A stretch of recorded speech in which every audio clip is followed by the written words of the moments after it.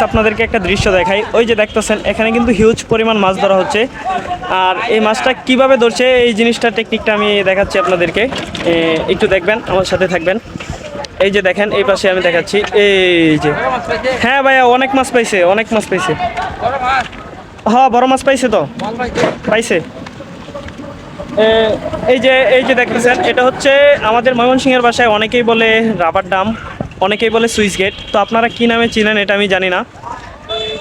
তবে এই যে এইটা আটকানো বাঁচানোর পর ফুলানোর পর ওই পাশে সামনে পানি আটকে গেছে, আর ওই পাশে দেখেন শুকায় গেছে। তো যার কারণে তারা এইখান দিয়ে হিউজ পরিমাণ মাছ ধরতেছে। এই যে দেখেন হয়তোবা আমার ক্যামেরায় সন্ধ্যা ঘনিয়ে আসছে, ক্যামেরায় তেমন দেখাচ্ছে না, তবে এখানে হিউজ পরিমাণ মাছ পাচ্ছে, বল মাছ, তারপরে আইর মাছ ইত্যাদি অনেক প্রকার মাছ পাইছে। তো আমি নিচে গেছিলাম, পইরা গেছিলাম, অনেক ব্যথা পাইছি।